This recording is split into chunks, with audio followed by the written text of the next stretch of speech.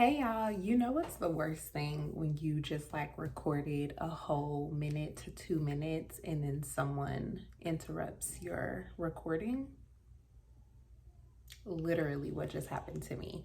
But yeah, I am back with another Bachelorette recap of last night's episode. I don't even know, I lost track. Cause look at me doing a good job doing these recaps every week for y'all because I care. And I'm so glad you guys care too. Some of y'all be telling me that you guys watch, and I'm like, yay, this is not for nothing. So let's get right into it. Last night's episode of The Bachelorette started with Michelle's students. So they're in Michelle's city now, which I feel like they were there last week too. So yes, they're still there. The students chose all the dates for this week, which is cute because her students, whichever students are in her class at the time, are always a big part. You could tell like she really cares about her students, so she let them, do the picking. So much so that they even chose who's going on the first date, and they selected Clayton, which, you guys, I was so happy that we finally got more Clayton screen time.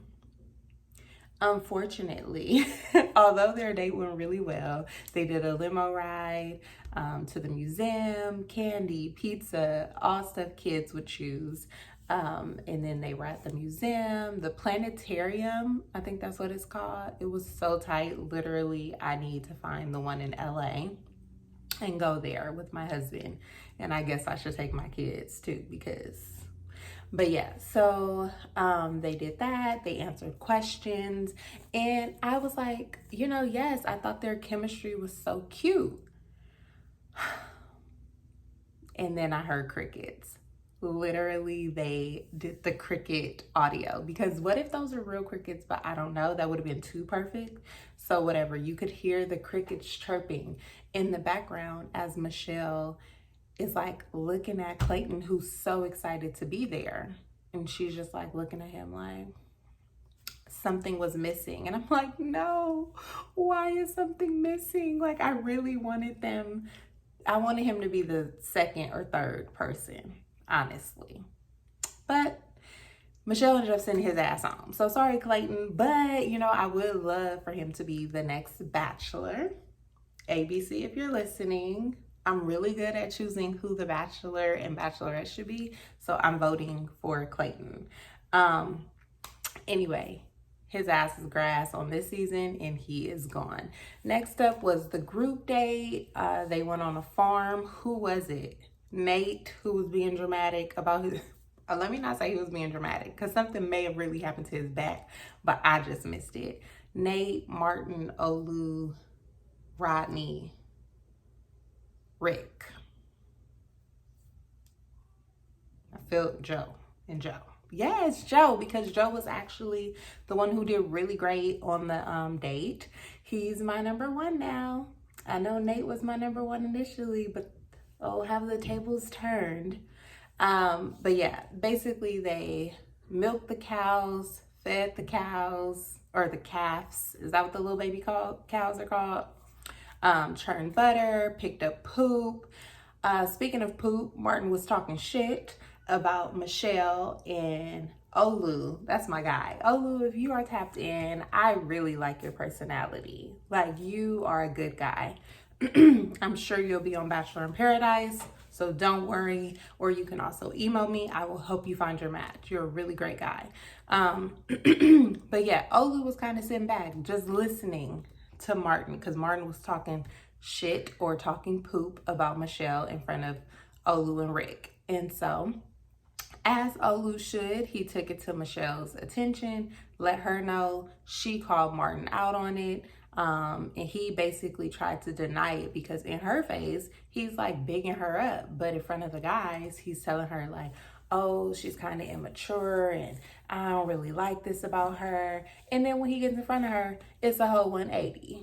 Martin. And then he had the audacity. Okay, so she sent him home. And then he had the audacity to say, once she sees us back, she'll regret her decision. Boy, maybe he really forgot what he said. Maybe that's an option. Anyway, Nate got the rose on that group date. Martin went home. So I really, from the beginning, really love how Michelle just is like, she can catch a vibe and she rocks with her vibe. And she trusts her gut instincts. So I really like that about her. I've said it before, and I'm sure I'll say it again, unless you choose someone other than Joe at the end. But I digress. Next was another one-on-one. She went with Brandon.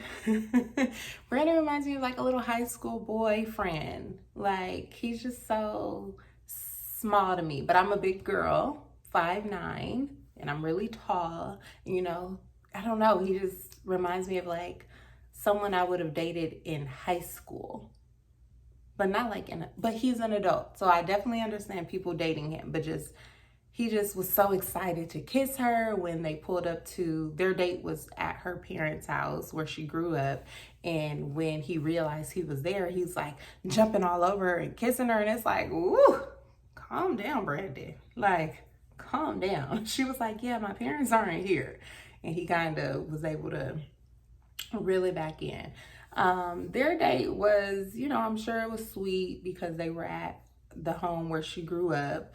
But to me, it was like, okay, y'all just running out of stuff to do. Like, they went and got ice cream, then went to her family home. Her parents did end up arriving while they were making out in the pool, or, you know, that could have just been the way editing was set up. They could have just been chilling in the pool by then. Her parents ended up arriving, and he asked to talk to them in private, let them know, you know, how into their daughter he is, and wanted to know if they would give their blessing if she ended up choosing him. For him to propose. And I thought that was sweet. Like, I like old school love, because this new social media internet love be really weird to me. So I did respect that about Brandon. And on the date, Michelle did give him a rose. So I thought that was sweet. Last but not least was what would have been the cocktail party that Michelle actually canceled. She said she already knew what she wanted to do. Girl, I knew what you needed to do too. So why waste that time? Joe, Rodney, Rick, and Olu were the only ones who didn't have roses.